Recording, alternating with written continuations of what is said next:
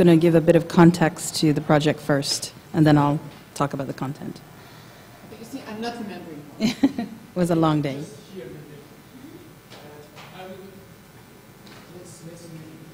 form and start with a very simple question. Like you saw the guidelines, right? And I just throw a question to you. When you saw it for the first time, you saw the guidelines for educators and Muslims, and you saw the logos of 3 organizations, ODIHR, the Council of Europe, and UNESCO. What did you feel? What was your first impression? What did you think when you saw something like that for the first time?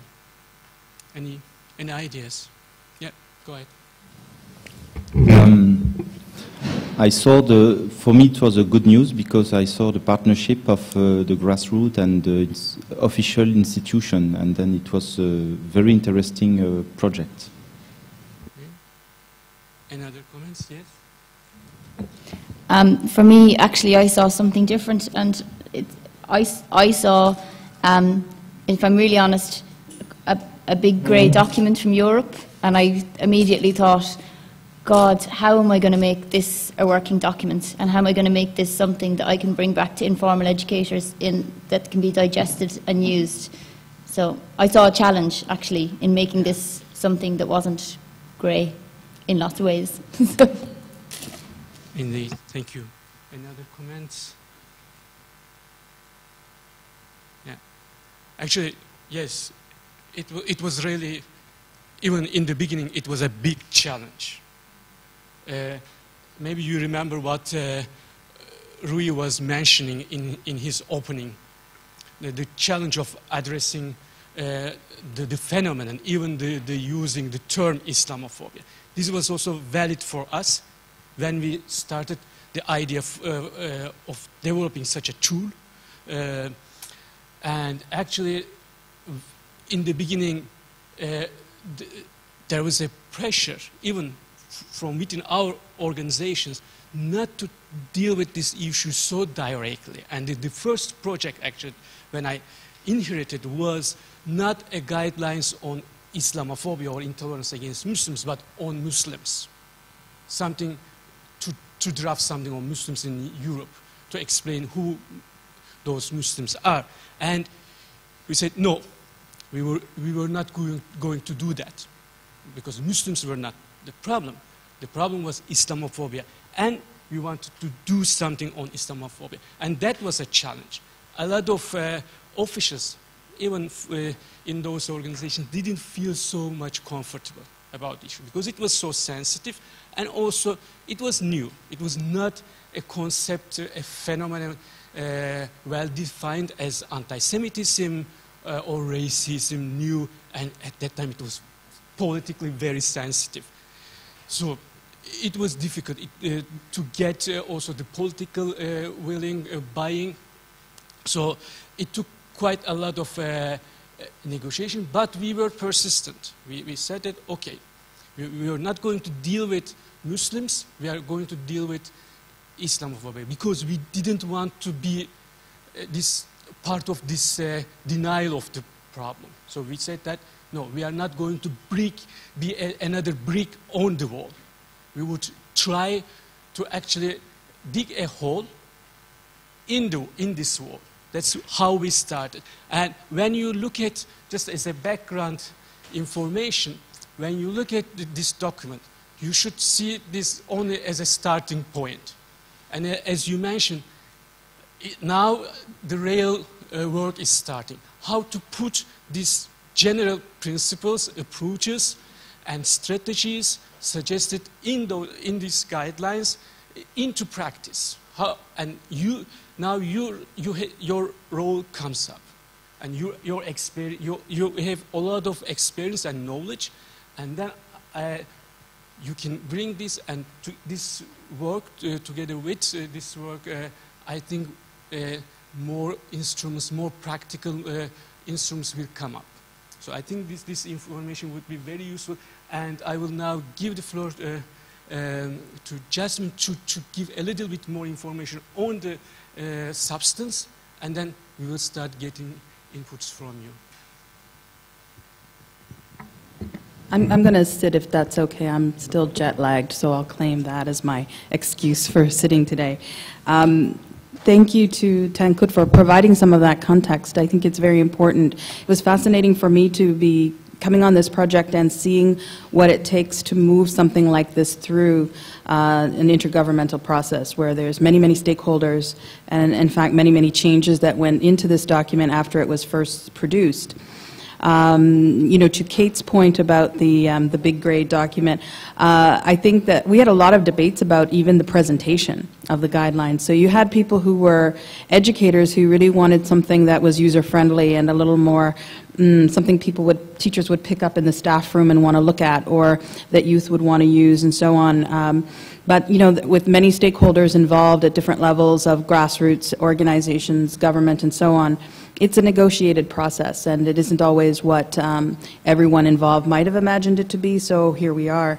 Having said that, I think that there's a lot, as Tankut said, it's really what you do with this. And I've been involved in other initiatives that, you know, you think it's a good effort and it sits on a shelf afterwards, and nothing happens. But with this document, there's been a lot of impetus to translate it, to get it moving, to get it into your hands, to get it into teachers' hands, administrators, and roll it out, you know, in the different countries that were part of the member organizations. So I think that that is significant, and I think that, you know, it's important what everyone here in this room can take from it, and if it's valuable, if it resonates, and where you can take and build from it. So it gives you a starting point.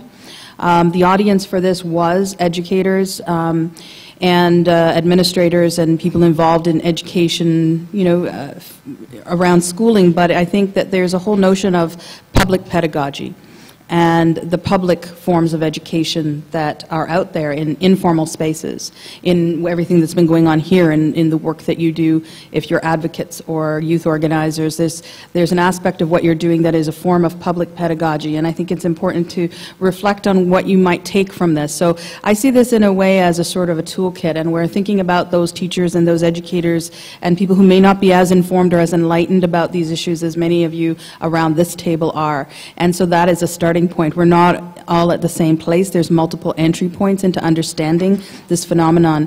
And so, you know, there needed to be guidelines that were accessible to people who maybe didn't have any real understanding about the issue. So the guidelines start off by talking about the terms, and the language is so important. You know, language constructs what we do, and so it was very important to have some consensus of meaning around the terminology.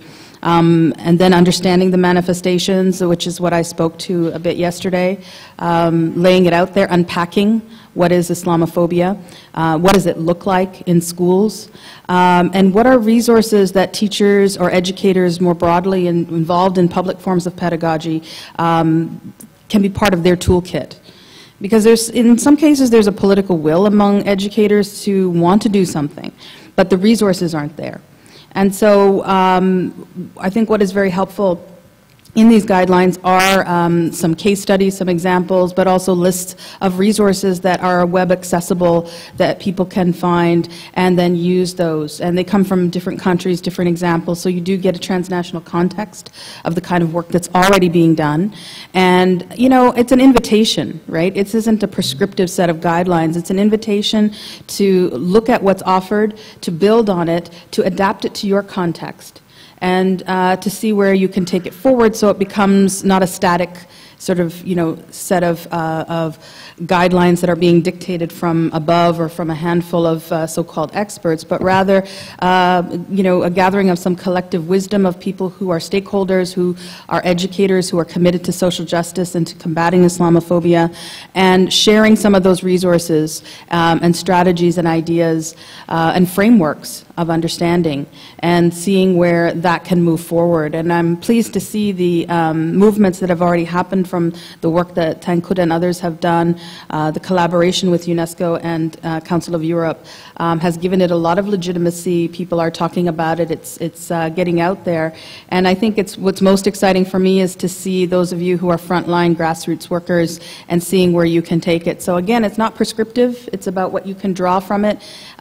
Teaching, education is a creative field, and so it's not about stifling anyone's creativity and forcing you into a mold or a framework or into very specific ways of engaging, but it's giving those who don't have the same access to that information a place to go, as well as just some ideas to pick from for those of you who have more experience and who are just looking for new and fresh ways of thinking about it and sharing some of those resources. So I think that's all I'll say about it, and hopefully you'll have a chance to look through some of the sections that you're going to be working through, and if you have any questions, we're here to help as well.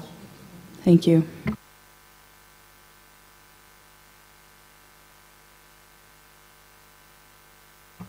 So, good morning, everyone. I think by now all of you should have received a copy of the case studies. If it's not the case, you just raise your hand, and the team will give one to you. Just to comment about these two exercises, they are taken, of course, from the guidelines, and they are real life typical exercise that you would give in a working group, whether it be with young students or with adults. Looking at these, what you need to understand is that there is the content, and then there is the setup. Okay, I'll take just a pedagogical exercise that is going to show you the importance of the setup of the exercise. Say, for example, we work on gender-based bias.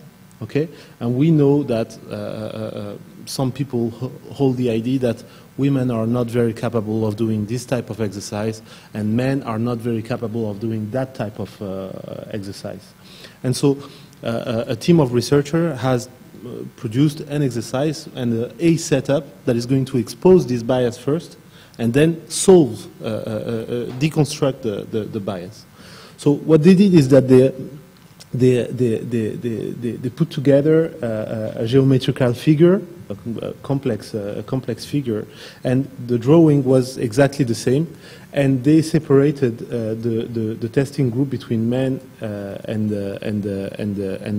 women, and then they merged. They did two samples of mixed groups. To one sample, they gave the test, the drawing, and they said, you have to reproduce this. This is an exercise of mathematics. And to the other group, they gave exactly the same exercise. You can reproduce this figure. This is an exercise of drawing. This is an art exercise. In the math group, the men performed better. In the arty group, the female performed, the women performed better. Okay? So that, to show you that the stereotype, the idea that math are more appropriate to men and art and drawing are more appropriate to women, this performs. If you bring this idea around the table, people are going to integrate it and act on it. But then after that, they took another sample, also mixed, and they gave them the task: reproduce this drawing. This is neither a test of mathematics nor a test of drawing. We are having here an experience about gender-biased type of attitudes, and basically these are the results of the other teams that have passed the test.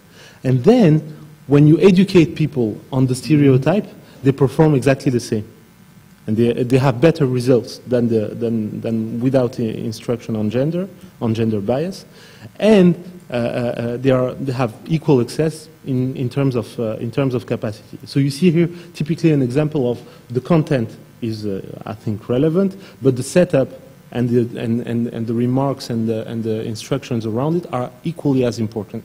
The same goes with these two case studies.